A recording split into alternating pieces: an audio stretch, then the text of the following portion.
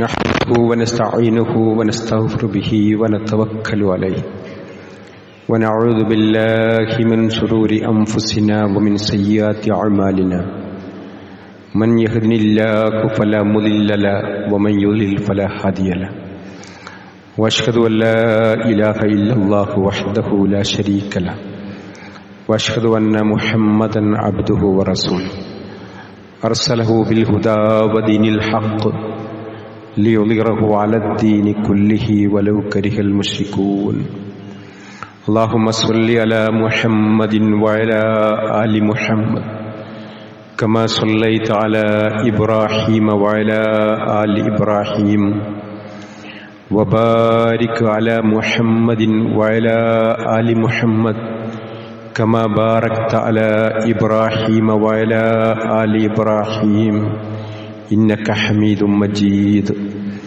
أما بعد فإن خير الكلام كلام الله وخير الهدي هدي محمد صلى الله عليه وسلم وشر الأمور محدثاتها وكل محدثة بدعة وكل بدعة ضلالة وكل ضلالة في النار يا أيها الذين آمنوا اتقوا الله حق تقاته ولا تموتن إلا وأنتم مسلمون يا أيها الناس اتقوا ربكم الذي خلقكم من نفس واحدة وخلق منها زوجها وبث منهما رجالا كثيرا ونساء واتقوا الله الذي تساءلون به والأرحام إن الله كان عليكم رقيبا يا أيها الذين آمنوا اتقوا الله وقولوا قولا سديدا يصلح لكم أعمالكم ويغفر لكم ذنوبكم ومن يطع الله ورسوله فقد فاز فوزا عظيما أعوذ بالله من الشيطان الرجيم أولم ير الذين كفروا أن السماوات والأرض كانتا رتقا ففتقناهما وجعلنا من الماء كل شيء حي أفلا يؤمنون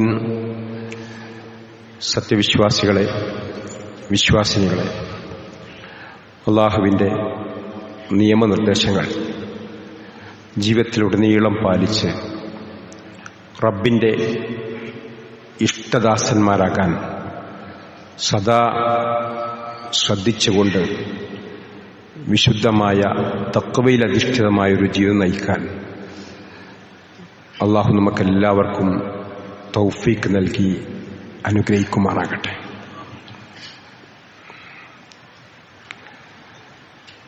തെറ്റ് കണ്ടാൽ പറഞ്ഞു കൊടുക്കുക എന്നത് വിശ്വാസികളായ എല്ലാവരുടെയും ബാധ്യതയായി ഇസ്ലാം പഠിപ്പിക്കുന്നത് നമ്മളൊക്കെ മനസ്സിലാക്കിയവരാണ്. ഒരു തിന്മ കണ്ടാൽ ഒരാൾക്ക് കൈകൊണ്ട് തടയാൻ പറ്റുമെങ്കിൽ അത് കൈകൊണ്ട് തടയണം എന്നത് നമുക്കറിയാം. അതിനും പറ്റാത്ത അവസ്ഥയിലാണ് എങ്കിൽ നമ്മൾക്ക് സ്വാധീനവും അധികാരവും ഒക്കെ ആ നിലക്കില്ലാത്ത അങ്ങനെ കൈകൊണ്ട് തടയാൻ പറ്റാത്ത രീതിയിലുള്ളവരാണെങ്കിൽ നമ്മളത് അവരോട് നാവുകൊണ്ട് നമ്മളത് പറയണമെന്ന്. അതിനും സാധ്യമല്ലാത്ത അവസ്ഥയുണ്ടോ, നമ്മൾ മനസ്സുകൊണ്ടെങ്കിലും അതിനോടൊരു വിരക്തിയും ആ ഒരു രീതിയും ഉണ്ടാവണം. അത് ഈമാന്റെ ഏറ്റവും അവസാന ഭാഗം. ഇന്നിൻ്റെ സാഹചര്യത്തിൽ ഒരുപാട് തെറ്റുകളും തിന്മകളും വ്യാപിച്ചു വരുമ്പോൾ അവിടെ നേരായ പാത പറഞ്ഞു തരേണ്ട പണ്ഡിതന്മാരും അതേപോലെ മനസ്സിലാക്കിയ നമ്മളുമൊക്കെ അത് പറയേണ്ടോടത്ത് പറയേണ്ട രീതിയിൽ പറയാൻ സാധ്യമല്ലാത്തൊരവസ്ഥ, അല്ലെങ്കിൽ പറയാൻ പറ്റാത്ത, അല്ലെങ്കിൽ പറഞ്ഞാൽ എന്തോ എനിക്കതൊരു പ്രയാസമാകുമോ എന്നെ വേറൊരു കണ്ണോട് കാണുമോ എന്നൊക്കെ ഒരു ചിന്ത ധാരാളമായി വർദ്ധിച്ചു വരിക. ഒന്ന് ചിരിച്ചാൽ നമുക്കെന്തെങ്കിലും കിട്ടാനുണ്ടെങ്കിൽ ചിരിക്കാൻ റെഡിയാണ് ആളുകൾ. ഒന്ന് ആരോടെങ്കിലും സംസാരിച്ചാൽ എന്തെങ്കിലും നേടാനുണ്ടെങ്കിൽ സംസാരിക്കാൻ റെഡിയാണ്. അതൊന്നുമില്ലെങ്കിൽ അവനാന്റെ മൊബൈലിൽ നോക്കി താഴോട്ട് നോക്കി ഒരു നെവർ മൈൻഡ് ആയിട്ടുള്ളൊരവസ്ഥ ഇന്ന് മിക്കവരിലും കണ്ടുവരുന്നു. ഇതിൻ്റെയൊക്കെ പ്രതിസന്ധി ഏറെ ഉണ്ടായിക്കൊണ്ടിരിക്കുന്നു എന്നത് അവിതർക്കിതമായൊരു കാര്യമാണ്. ഇസ്ലാം കൃത്യമായി നമ്മളെ പഠിപ്പിക്കുന്ന ഓരോന്നും അതിമനോഹരമായി അജയ്യമായി ആരെ മുമ്പിലും എഴുന്നേറ്റ് നിന്ന് പറയാൻ പറ്റുന്ന രീതിയിൽ വിശുദ്ധ ഖുർആൻ നമുക്ക് കാര്യങ്ങൾ പറഞ്ഞു തരുമ്പോൾ ഇന്നിൻ്റെ മീഡിയയും മറ്റുമൊക്കെ ചിത്രീകരിച്ച് ഇസ്ലാമിനെ വികൃതമാക്കുമ്പോൾ ഒരു പർദ്ദയിട്ടാൽ അത് ഒരു ഭീകരവാദ ചിന്തയാണ് എന്ന് വരുമ്പോൾ, അങ്ങനെ പർദ്ദയായാലും താടിയായാലും ഒരു മുസ്ലിം ഒരു താടി വെച്ചാൽ അത് വേറെ രൂപത്തിൽ ചിത്രീകരിക്കപ്പെടുകയും മീഡിയ തന്നെ അങ്ങനെ സിനിമയിലും സീരിയലിലുമൊക്കെ ഒരു മുസ്ലിമിനെ ചിത്രീകരിക്കുമ്പോൾ അത് പലപ്പോഴും ഒരു വേറെ രൂപത്തിലും, എന്തിനേറെ ഒരു കുറ്റകൃത്യം ചെയ്ത ഒരു സ്ത്രീയെ കൊണ്ടുപോകും വരെ ഒരു പർദ്ദയിട്ട്, ഒരു കറുത്ത പർദ്ദയിട്ട് കൊണ്ടുപോകുമ്പോൾ ഇങ്ങനെ ഓരോന്നും നമ്മൾ എടുത്തു നോക്കിയാൽ അവിടെയൊക്കെ എന്താണ്, ഇതൊക്കെ ഒരു തീവ്രവാദവും ഭീകരവാദവുമായി മുസ്ലിങ്ങൾ എന്ന് പറഞ്ഞാൽ അങ്ങനെയുള്ള ഒരാളുകളായി കാണാൻ പറ്റുന്ന രീതിയിലേക്ക് ഇങ്ങനെ അല്ലെങ്കിൽ ആ നിലക്ക് ചിന്തിക്കുന്ന ഒരവസ്ഥ ഇന്ന് വല്ലാതെ ഊടി എന്നത് വാസ്തവമാണ്. എന്നാൽ ഇതേ ഒരു താടിയും ഒരു ദോഹയും ഇട്ടാൽ, അല്ലെങ്കിൽ ഒരു കന്യാസ്ത്രീ ഒരു പർദ്ദയും മഫ്തിയിട്ടാൽ അത് സ്നേഹത്തിന്റെ പ്രതീകം, മാലാക എന്നൊക്കെ മനസ്സിലേക്ക് പെട്ടെന്ന് വരുന്നൊരവസ്ഥയിലേക്ക്, അല്ലെങ്കിൽ അങ്ങനെയൊക്കെ മീഡിയ ചിത്രീകരിച്ച് വെച്ചിട്ട് എന്നിട്ട് ഇതൊക്കെ ഓരോ സന്ദർഭം വരുമ്പോൾ അതൊക്കെ പറയേണ്ട, നമ്മളത് പറയാതെ പോകുമ്പോണ്ടാകുന്നൊരു ഭയാനകത, ആ തെറ്റിനെ നമ്മളെ വീട്ടിൽ നിന്ന് തന്നെ ഇല്ലായ്മ ചെയ്യാൻ, അതെ നമ്മളെ കുട്ടികൾ വീട്ടിൽ നിന്ന് സ്കൂൾക്കും മറ്റുമൊക്കെ പോകുമ്പോൾ, ഓരോ സ്ഥലത്തേക്ക് പോകുമ്പോഴും ഇന്ന് നോക്കൂ നിങ്ങൾ, അവിടെയൊക്കെ പല കുട്ടികളും നല്ല രീതിയിൽ നടക്കുന്ന കുട്ടികളുണ്ട്. ഇത്രത്തോളം ഇതൊക്കെ ദീനിയായി ഇങ്ങനത്തെ പ്രശ്നങ്ങൾക്കിടയിൽ അതിജയിച്ച് മുന്നേറുന്ന ധാരാളം മക്കളുണ്ട്. അതെ, കോഴിക്കോട് മെഡിക്കൽ കോളേജിൽ നിന്ന് അവിടുന്ന് ഇറങ്ങി വരുന്ന നെരിയാണിക്ക് മുകളിലേക്ക് പാൻ്റ് കൊടുത്ത ധാരാളം പഠിക്കുന്ന കുട്ടികളും ഡോക്ടേഴ്സും ഓരോ സ്ഥാപനത്തിലും, അതേപോലെ പർദ്ദയിട്ട് ഇറങ്ങി വരുന്ന മക്കൾ, പർദ്ദയും ആ കോട്ടിട്ട് ഇറങ്ങി വരുന്ന മെഡിസിനും എഞ്ചിനീയറിങ്ങിനൊക്കെ പഠിക്കുന്ന പെൺകുട്ടികൾ, എന്തിനേറെ അറബിക് കോളേജിൽ നിന്നാണോ ഇവർ വരുന്നത് എന്ന് ചോദിക്കുമാർ ആ നിലക്കൊക്കെ എല്ലാം സഹിച്ച് നേരായ പാതയിൽ നടക്കുന്ന ഒരുപാട് ആളുകൾ വർദ്ധിച്ചു വരുന്നുണ്ടെങ്കിലും ഇത് പറയേണ്ട രംഗത്ത് പറയാതിരിക്കുന്ന, അത് പറഞ്ഞ് മനസ്സിലാക്കേണ്ട സന്ദർഭം വരുമ്പം അവിടെയൊക്കെ പറയാതിരിക്കുന്നവർ ധാരാളമാകുമ്പം നമ്മൾ ആ വിഷയത്തിൽ ഏറെ ചിന്തിക്കാൻ സാധിക്കേണ്ടതുണ്ട്. ഖുർആന്റെ ഓരോന്നും, വിശുദ്ധ ഖുർആൻ 1400 ചില്ലാനം വർഷങ്ങൾക്ക് മുമ്പ് പറഞ്ഞ ഏത് കാര്യം എടുത്താൽ അത് നിത്യനൂതനമായി നമുക്ക് കാണാൻ സാധ്യമാണ്. ഈ അടുത്താണല്ലോ ബിഗ് ബാങ് തിയറിയുമായി ബന്ധപ്പെട്ട് മഹാവിസ്ഫോടനം, അതായത് ഈ ആകാശവും ഭൂമിയും ഒരുമിച്ച് ചേർന്നിരിക്കുകയാണെന്നും അത് പൊട്ടിത്തെറിച്ച് വേർപെട്ടു പോയതാണെന്നും, അങ്ങനെ വലിയൊരു എനർജി, ഒരു ഊർജം, ഒരു പൊട്ടിത്തെറിയുണ്ടായി, അങ്ങനെയാണ് ഈ ആകാശം മുകളിലോട്ട് പോയത് എന്ന് ഇന്ന് കുട്ടികൾ പഠിക്കുമ്പം, സ്റ്റീഫൻ ഹോക്കി അത് കണ്ടെത്തി, അത് പഠിക്കുമ്പം ആ കണ്ടെത്തിയ ആ സയന്റിസ്റ്റ് ആരായി? ഏറ്റവും വലിയ സയന്റിസ്റ്റ്, ബുദ്ധിജീവിയായി.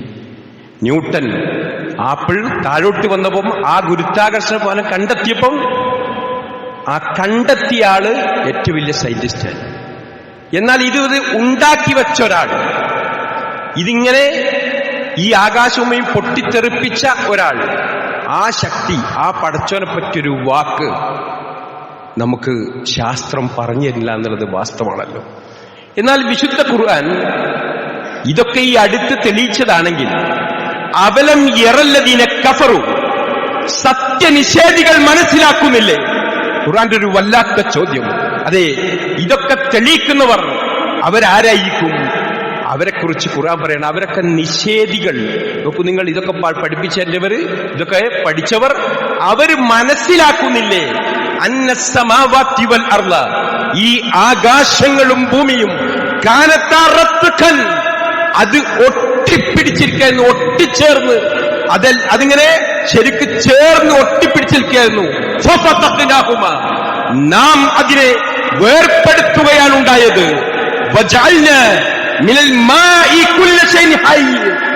സകല വസ്തുക്കളെയും നാം വെള്ളത്തിൽ സൃഷ്ടിച്ചു. എന്നിട്ടും അവർ വിശ്വസിക്കുന്നില്ലേ? വല്ലാത്തൊരു ചോദ്യം, വല്ലാത്തൊരു ചോദ്യം. വിശുദ്ധ ഖുർആൻ സൂറത്ത് അംബിയായിലെ 30-ാമത്തെ ആയത്തിലൂടെ സ്പഷ്ടമായി നമ്മെ ബോധ്യപ്പെടുത്തുകയാണെന്ന്.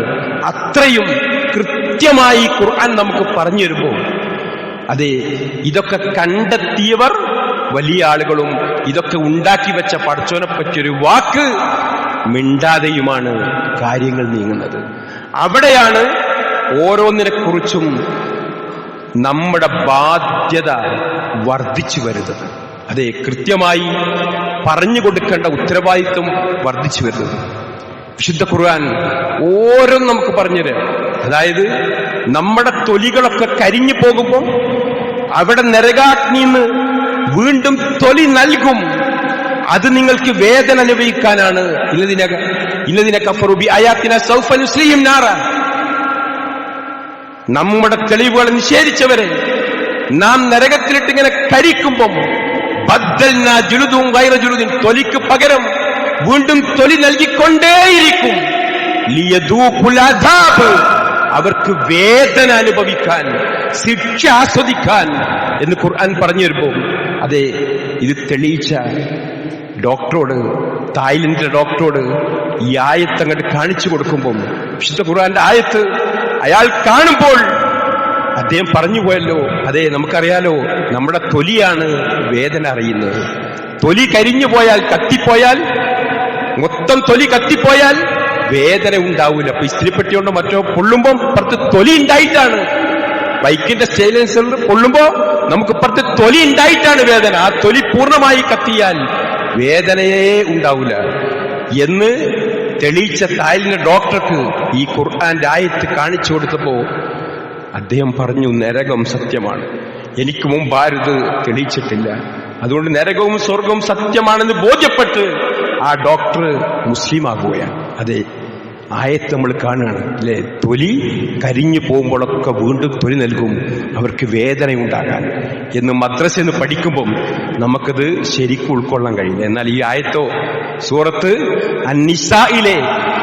നിസായിലെ പിന്നെ 56-ാമത്തെ ആയത്തിലൂടെ നമ്മളെ കൃത്യമായി ഈ വാക്യം നമ്മളെ പഠിപ്പിക്കുക. ഇങ്ങനെ എന്തൊക്കെ അയക്സബുൽ ഇൻസാനു അയ്യുത്രക സുദ, മനുഷ്യൻ വിചാരിക്കുന്നുണ്ടോ അവനെ വെറുതെ വിട്ടേക്കുമെന്ന്? അലം യകുൻ നുത്ഫത്തൻ മിൻ മനിയുംന, അവൻ ശ്രവിക്കപ്പെടുന്ന ശുക്രത്തിൽ നിന്നുള്ള ഒരു കണമായിരുന്നില്ലേ? അതെ, ലക്ഷക്കണക്കിന് ബീജഗണങ്ങളിലെ ഒരു പ്രാവശ്യത്തെ ഇന്ദ്രിയം പുറത്തേക്ക് വരുമ്പോൾ ലക്ഷക്കണക്കിന് ബീജാണുക്കൾ, അതിലെ ഒരു കണമായിരുന്നു ഞാനും നിങ്ങളുമെന്ന് 1000 വർഷങ്ങൾക്ക് മുമ്പ് വിശുദ്ധ ഖുർആൻ നമ്മളെ പഠിപ്പിക്കുകയാണ്. അതെ, അത്ര ചെറിയൊരു കണം. എന്നിട്ട്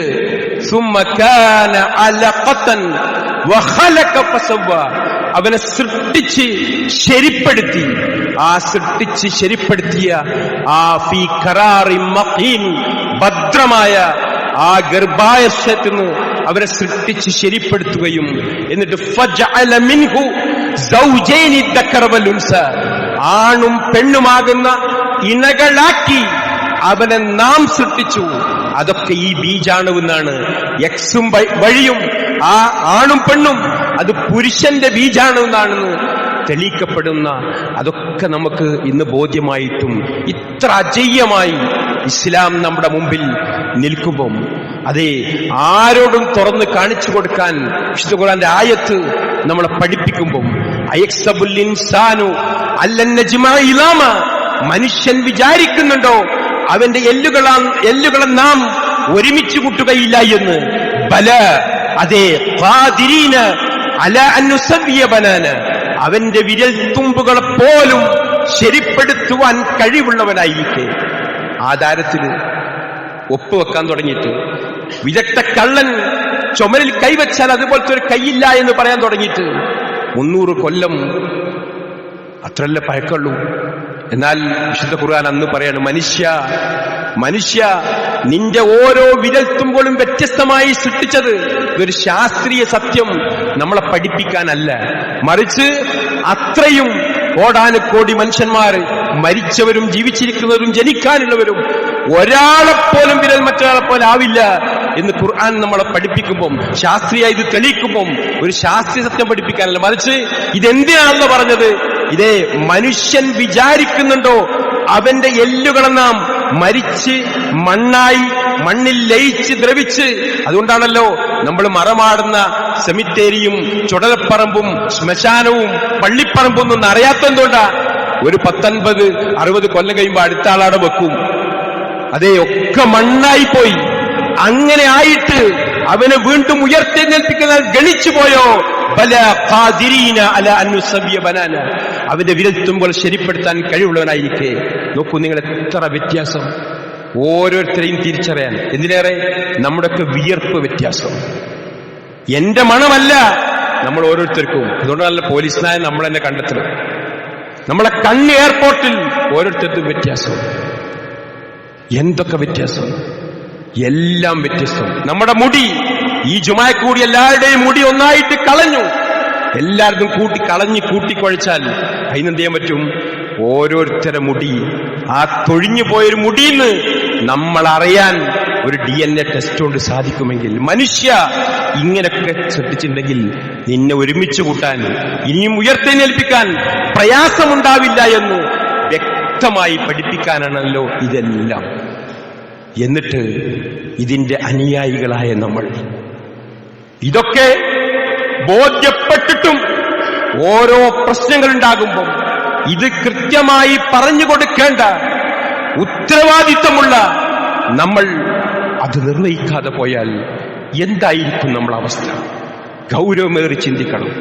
ഇന്നലെ എന്റെ അടുത്തേക്ക് ഒരു ജ്യേഷ്ഠനും ഒരു അനിയന്റെയും മക്കളെ 2 രക്ഷിതാക്കൾ, ഉമ്മയും ഉപ്പയും കൊണ്ടുവരും.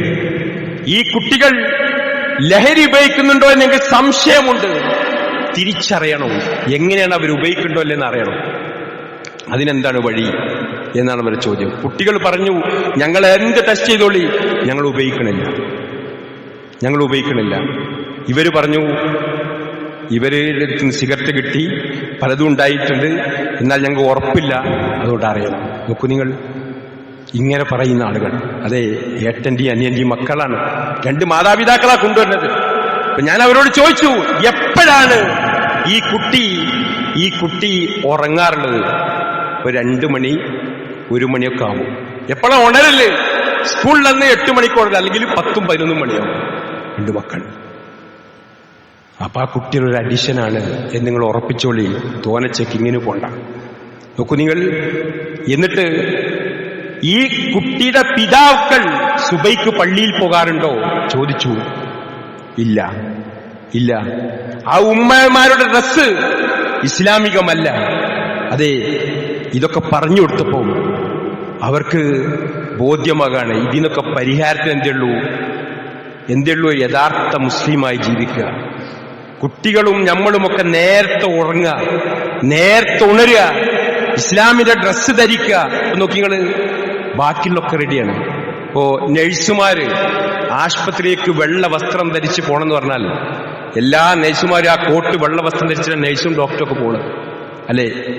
അഡ്വക്കേറ്റുമാർ ആ കോട്ട് കയറുമ്പോൾ കറുത്ത കോട്ടിനെന്ന് പറഞ്ഞാൽ അതെ, എല്ലാ അഡ്വക്കേറ്റുമാരും ആ കോട്ടിട്ടാണ് പോണത് അല്ലേ? പോലീസുകാരുടെ യൂണിഫോം ധരിച്ചിട്ടാണ് പോണത്. ഓരോ ഷോപ്പിംഗ് മാളിലും, നമ്മളെ ഈ മഞ്ചേരിയിലുള്ള ഷോപ്പിംഗ് മാളില് അതെ, അവിടുത്തെ ആ മാളിലുള്ള അവിടുത്തെ സ്റ്റാഫ് അവരുടേതായ യൂണിഫോം ധരിക്കുന്നുണ്ട്. സ്കൂളിലെ കുട്ടികൾ അവരെന്ത് ചെയ്യുന്നു? അവരുടേതായ യൂണിഫോം ധരിക്കുന്നു. നഴ്സറി കുട്ടിക്ക് വരെ യൂണിഫോമും ടൈയും കെട്ടിക്കൊടുത്ത് നമ്മൾ വിടുന്നുണ്ട്. എന്നാൽ നമ്മെ സൃഷ്ടിച്ച ഈ ബീജാണുവിന്ന് നമുക്ക് ജന്മം നൽകിയ സിട്ടാവായ പടച്ചോൻ ഹോസ്പിറ്റൽ നിയമവും ട്രാഫിക് നിയമവും മാനേജ്മെന്റ് നിയമവും സ്കൂളിലെ നിയമവും എല്ലാം അംഗീകരിക്കും. നമ്മൾ സൃഷ്ടിച്ച റബ്ബ് പറയുന്നു, ഒരു പെണ്ണ് മുഖമക്കര കൊണ്ട് കുപ്പായ മാറുകൾക്ക് മീതെ താഴ്ത്തിയിട്ടിട്ട് പുറത്തേക്ക് പോകാവൂ. ഇസ്ലാമിൽ നമസ്കാര കുപ്പായം എന്ന് പറഞ്ഞൊരു കുപ്പായില്ലല്ലോ. അതെ, ഒരാണായാലും പെണ്ണായാലും നിസ്കരിക്കാൻ പറ്റിയ രീതിയിലല്ലാതെ പുറത്തേക്ക് പോകരുത്. ഇത് പഠിക്കാത്ത ആരാ? ഏത് മദ്രസയായാലും, മുസ്ലിങ്ങളുടെ ഇടയിലുള്ള വ്യത്യസ്ത വിഭാഗങ്ങളിലുള്ള ഏത് മദ്രസയായാലും അവിടുന്ന് ആർക്കതറിയാത്തത്? മുഖവും മുൻകൈയൊഴിച്ച് ബാക്കി മറക്കണം. ഒരു പെണ്ണെന്ന് പഠിക്കാത്ത ഏത് മുസ്ലിമാണ്ടാകുക. എന്നിട്ട് പോലും ഇങ്ങനത്തെ ഒരു സാഹചര്യം വരുമ്പം അത് പറഞ്ഞു കൊടുക്കാൻ പല പണ്ഡിതരും മടിക്കുന്നു. പല സാധാരണക്കാരും നമ്മുടെ കുട്ടികളെ അതിന്റെ ഗൗരവം ബോധ്യപ്പെടുത്താൻ മടിക്കുന്നു. അവിടെയാണ് ഗൗരവം നമ്മൾ ഉൾക്കൊള്ളേണ്ടതും. ഇത് പറയാതെ പോയാൽ അതിന്റെ ശിക്ഷയുടെ ആഘാതം നമ്മൾ മനസ്സിലാക്കേണ്ടതും റസൂലുള്ളാഹി പഠിപ്പിച്ചിട്ടുണ്ട്. ഇതിന്റെ ഗൗരവം വിശുദ്ധ ഖുർആൻ നമുക്ക് പറഞ്ഞു തരുന്നുണ്ട്. തെറ്റ് പറയാതെ പോയാൽ, അതെ, യൗമുസ് സബ്ത്, ശനിയാഴ്ച ദിവസം മീൻ പിടിക്കരുത് എന്ന് ബനി ഇസ്രായേൽക്കാരോട് പറഞ്ഞപ്പോ അവരെന്ത് ചെയ്തു? അവരൊരു ടീം പിടിക്കാതിരിക്കുമ്പം മറ്റൊരു ടീം അതിനെങ്ങനെ തടഞ്ഞു വെച്ച് എന്ത് ചെയ്തു? അവരിങ്ങനെ വലിയതൊക്കെ കെട്ടിയുണ്ടാക്കി പിടിക്കേണ്ടെന്നല്ല പറഞ്ഞത്, നമ്മൾ കെട്ടിവെച്ചിട്ട് നാളെ അവരൊക്കെ തടഞ്ഞു വെച്ചിട്ട് നാളെ പിടിക്കാം എന്ന് പറഞ്ഞു. അതെ, ഒരു ടീം തടഞ്ഞു വെച്ചു, മറ്റേ ടീം അത് പിടിക്കാൻ പറ്റില്ല, ശക്തമായി അത് പിടിക്കാൻ തുല്യാണ്, അതുകൊണ്ട് പാടില്ല എന്ന് പറഞ്ഞപ്പോ മൂന്നാമത്തെ ടീം വന്നു. എന്താ? അവരെന്താ ചായിക്കോട്ടെ, പിടിക്കാതിരിക്കാൻ നിങ്ങൾ എന്തിനാ പ്രശ്നം ഉണ്ടാക്കണത് എന്ന് ചോദിച്ചിട്ട് ഒരു നല്ല ആൾക്കാരായി. ഏകദേശം കുറെ ആൾക്കാർ ഇപ്പൊ അങ്ങനെയുള്ളത്, നമ്മളൊന്നിനുമില്ല എന്ന് പറയാം. എന്തിനാ പ്രശ്നം ഉണ്ടാക്കുന്നത്? എന്തിനാ അതിന് വർത്താനം പറഞ്ഞ് നമുക്കൊരു ചെയ്യുമ്പോൾ ഉണ്ടാകുന്നത് എന്ന നിലക്ക് ഖുർആൻ നമുക്ക് പറഞ്ഞല്ലോ. ഈ പറഞ്ഞ നല്ല ആൾക്കാരായി ചമഞ്ഞവർ, അവരെയും ഈ പിടിച്ചവരെയും കുരങ്ങന്മാരാക്കി അള്ള മാറ്റി എന്ന് പറയുമ്പം നമ്മളൊക്കെ ആരാകും ഇത് പറയാതിരുന്നത്? ഗൗരവോർത്ത് ഓരോ സന്ദർഭത്തിലും ഇടപെട്ട് പറയേണ്ടടുത്ത് പറയാൻ വിശ്വാസികളെ നമുക്ക് സാധ്യമാകണം. അള്ളാഹു തൗഫീഖ് നൽകി അനുഗ്രഹിക്കുമാറാകട്ടെ.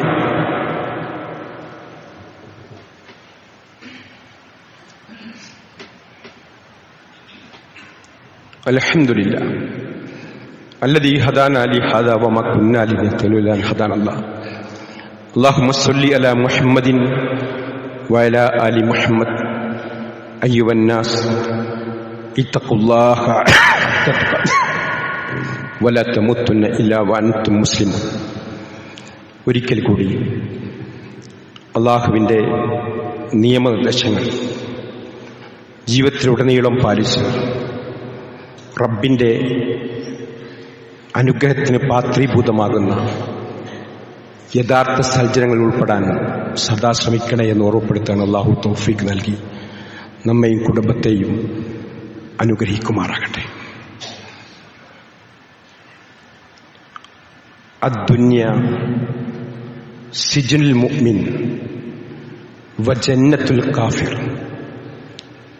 സത്യവിശ്വാസികൾക്ക് ദുനിയാവ് ഒരു ജയിൽ പോലെയാണ് അനുഭവപ്പെടുക. ഒരു ജയിലാണ് സത്യവിശ്വാസികൾ ദുനിയാവ് എന്നാണ് നബി സല്ലല്ലാഹു അലൈഹി വസല്ലം പഠിപ്പിക്കുന്നത്. അവിശ്വാസികൾക്ക് ജന്നത്തുൽ കാഫിർ, അവിശ്വാസികൾക്ക് സ്വർഗമാണ്. ഒന്നും നോക്കണ്ട, എങ്ങനെ ആയിക്കോട്ടെ.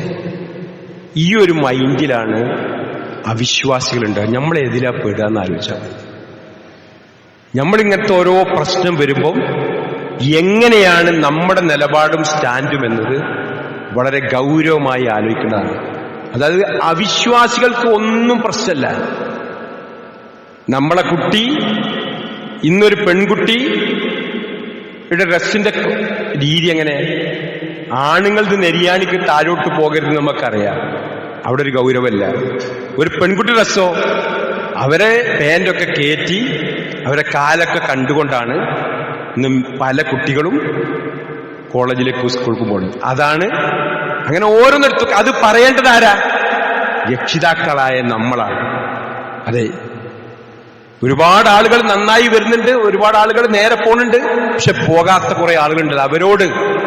അവരോട് അവരുടെ രക്ഷിതാക്കൾ പറയണ്ടേ, മോളെ ഇത് പാടില്ല, നിന്റെ നെരിയാണിക്ക് മോൾക്ക് ഒരാളിന് നിന്റെ കാലൊരാൾ കാണാൻ പാടില്ല, അത് കാണേണ്ട ലിസ്റ്റ് ഖുർആൻ പറഞ്ഞു തന്നുണ്ട്, അതിന്റെ അപ്പുറത്തേക്ക് ഉണ്ടാവരുത് മോളെ എന്ന് പറയേണ്ടത് നമ്മുടെ ഉത്തരവാദിത്തമല്ലേ? അതെ, അത് പറയേണ്ടടുത്ത് പറയേണ്ട നമ്മൾ പറയാതിരുന്നാൽ നമ്മുടെ അവസ്ഥ എന്താകും? അതുകൊണ്ട് ഗൗരവമായി കാണും അങ്ങനെ ഓരോന്നും. അതുകൊണ്ട് അങ്ങനെ ഒരു അവിശ്വാസിക്ക് ഇതൊന്നും നോക്കേണ്ടതില്ല. ജന്നത്തുൽ കാഫിർ, അവിശ്വാസിയുടെ സ്വർഗമാണ് ദുനിയാവ്.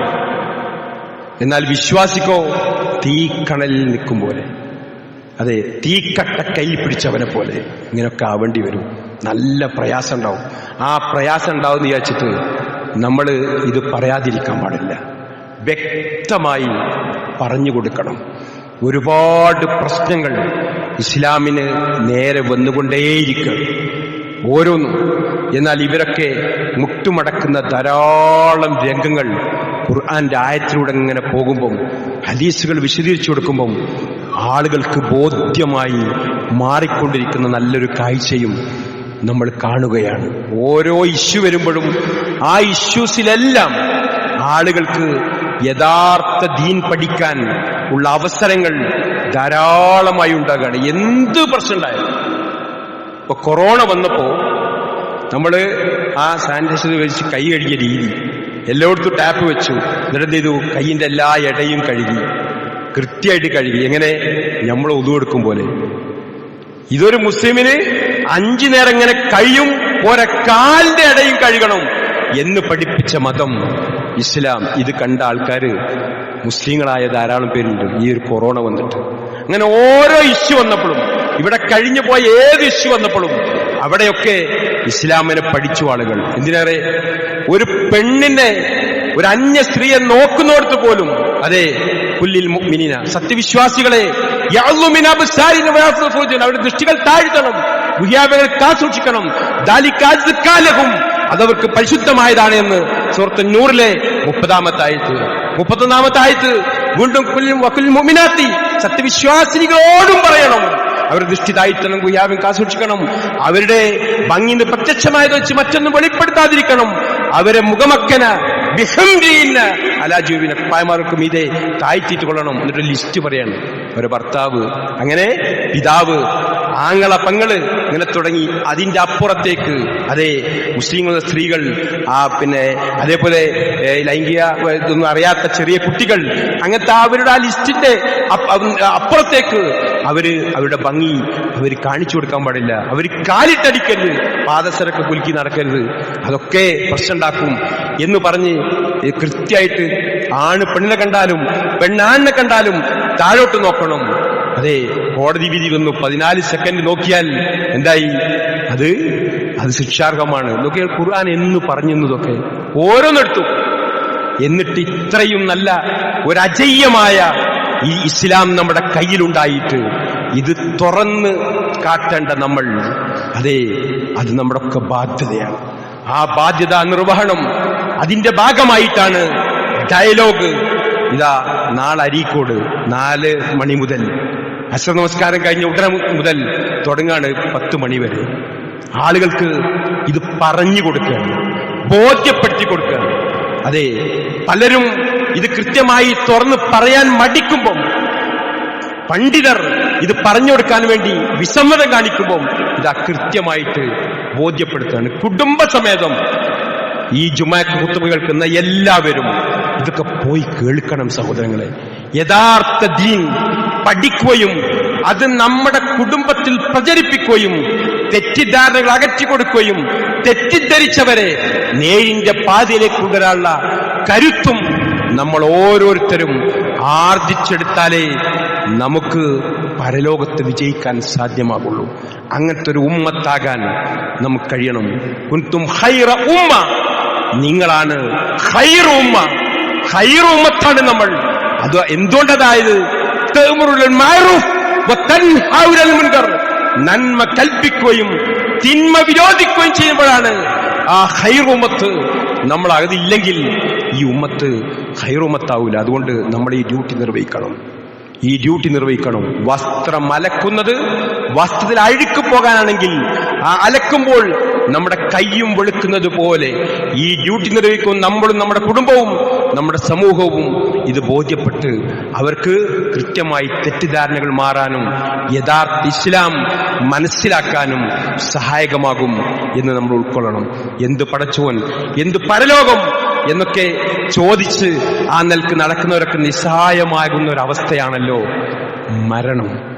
അതെ, പടച്ചോല്ല പരലോകമല്ല എന്ന് പറയുന്ന ഡോക്ടർമാർ വരെ ആ ഐസിയുന്ന് അവസാനം ആ പൾസൊക്കെ ഇങ്ങനെ കുറഞ്ഞിങ്ങനെ വരുമ്പം ഈ പടച്ചോല് വിശ്വാസമില്ലാതെ ഡോക്ടർക്ക് ഒരു വരവുണ്ട്, ഇനി ദൈവത്തോട് പറഞ്ഞോളൂ ഞങ്ങളത് കഴിഞ്ഞെന്ന്. അതെ, ഒന്നും ചെയ്യാൻ ആർക്കും കഴിയില്ല. എല്ലാ അവയവവും അവിടെ ഉണ്ട്, ഒരു പ്രശ്നവുമില്ല. പക്ഷെ അള്ളാന്റെ ഒരു വെല്ലുവിളിയാണ്. ഫലൗലാ ഇദാ ബലഗത്തിൽ ഉൽഖൂം, ജീവൻ തൊണ്ടക്കുയെത്തുമ്പം പടച്ചോല്ല പരലോകല്ല എന്ന് പറഞ്ഞ അള്ളാഹു വെല്ലുവിളിക്കാണ്. സൂറത്ത് വാഖിയിൽ വഅൻതും ഹീനഇദിൻ തൻദുറൂൻ, നിങ്ങളെല്ലാരും ചുറ്റുങ്ങനെ നോക്കി നിൽക്കുമ്പം വനഹ്നു അഖ്റബു ഇലൈഹി മിൻകും വലാകിൻ ലാ തുബ്സിറൂൻ, ഞാനാകട്ടെ നിങ്ങളെക്കാൾ സമീപസ്ഥനായിട്ട് ഈ മരിക്കുന്ന മനുഷ്യനെ കണ്ടുകൊണ്ടിരിക്കുമ്പം ഫലൗലാ ഇൻ കുൻതും ഗൈറ മദീനിൻ, ഇനിതാ പ്രതിഫല നടപടിക്ക് വിധേയരല്ല എങ്കിൽ മരിച്ചിട്ടൊരു ജീവിതമില്ല എന്നാണ് നിങ്ങളെ വെപ്പെങ്കിൽ തർജഊനഹ ഇൻ കുൻതും സാദിഖീൻ, ഒന്ന് മടക്കിയെടുക്കണോ ഈ മരിക്കുന്ന മനുഷ്യനെ? സാധ്യമാണോ? അള്ളാന്റെ വെല്ലുവിളിയാണ്. അതുകൊണ്ട് സഹോദരങ്ങളെ, ബോധ്യപ്പെട്ട് ഉൾക്കൊണ്ട് നമ്മൾ തിന്മക്കെതിരെ പറയേണ്ടടുത്ത് പറയാൻ, തടയേണ്ടടുത്ത് തടയാൻ നമുക്ക് കഴിഞ്ഞില്ലെങ്കിൽ അതീവ ഗൗരവമായ ശിക്ഷ പതിയിരിക്കുന്നുണ്ട് നമ്മുടെ മരണശേഷം ഖബറിലും പരലോകത്തും എന്ന് ബോധ്യപ്പെട്ടുകൊണ്ട് ഈ ഡ്യൂട്ടി നിർവഹിക്കാൻ നമ്മളൊക്കെ സന്നദ്ധമാകണം. ഇസ്ലാമിന്റെ ഇസ്സത്ത് കാത്തുസൂക്ഷിച്ച് അത് ഉൾക്കൊണ്ട് യഥാർത്ഥ മുസ്ലിങ്ങളായി ജീവിക്കാൻ നമുക്ക് കഴിയണം. അള്ളാഹു നമുക്കതിനുള്ള തൗഫീക്ക് നൽകി അനുഗ്രഹിക്കുമാറാകട്ടെ. നമ്മിൽ നിന്ന് വന്നുപോയ തെറ്റുകുറ്റങ്ങളും പോരായ്മകളും വീഴ്ചകളും അള്ളാഹു നമുക്കെല്ലാവർക്കും വിട്ടുപുറത്ത് മാപ്പ് നൽകി അനുഗ്രഹിക്കുമാറാകട്ടെ. നമ്മിൽ നിന്ന് രോഗമായി ആശുപത്രിയിലും വീട്ടിലും കഴിയുന്ന ഒട്ടനവധി രോഗികൾ, ഒരുപാട് പേര് ഓരോ ജുമയ്ക്കും പ്രാർത്ഥിക്കണേ എന്ന് ആവശ്യപ്പെടുന്നവർ, അള്ളാഹു അവർക്കെല്ലാം രോഗങ്ങളെല്ലാം ശിഫ നൽകി അനുഗ്രഹിക്കുമാറാകട്ടെ. മരിച്ചുപോയ മാതാപിതാക്കൾ, ഗുരുവര്യന്മാർ, സഹോദരങ്ങൾ, അവർക്കെല്ലാം അള്ളാഹു മഗ്ഫിറത്തും മർഹമത്തും നൽകി അനുഗ്രഹിക്കുമാറാകട്ടെ. രോഗമായി മറ്റൊക്കെ പ്രയാസപ്പെടുന്ന അള്ളാഹു ശിഫ നൽകുമാറാകട്ടെ. ഈ ലോകത്തിന് വിട പറയുമ്പം ഉറക്കെ ലാ ഇലാഹ ഇല്ലല്ലാഹ് വിട്ട് മരിക്കാനുള്ള മഹാസൗഭാഗ്യം അള്ളാഹു നമുക്കും കുടുംബത്തിനും നൽകി അനുഗ്രഹിക്കുമാറാകട്ടെ. ഇസ്ലാമിന്റെ ഇസ്സത്ത് മരണം വരെ ആരുടെ മുമ്പിലും തുറന്നു പറഞ്ഞ് ആ രംഗത്ത് ശക്തമായി നിലകൊണ്ട് അങ്ങനെ ഈ ലോകത്തിന് അള്ളാന്റെ മാർഗത്തിൽ പറഞ്ഞ് പ്രവർത്തിച്ച് മരിക്കുന്ന സമയത്ത് നെറ്റിന്ന് വല്ലാഹു യദുഇല ദാരിസ്സലാം, ആ വിയർപ്പോടുകൂടി അള്ളാഹു സമാധാനത്തിന്റെ ഭവനത്തേക്ക് വിളിക്കുന്നുള്ള വിളികേട്ട്, സ്വർഗത്തിന്റെ വിളികേട്ട് മരിക്കാനുള്ള സൗഭാഗ്യം അള്ളാഹു നമുക്കെല്ലാവർക്കും പ്രദാനം ചെയ്യുമാറാകട്ടെ. اللهم اغفر للمؤمنين والمؤمنات والمسلمين والمسلمات الأحياء منكم والأموات إنك مجيب دعوات يا قاضي الحاجات. اللهم أجرنا من النار. اللهم أعز الإسلام والمسلمين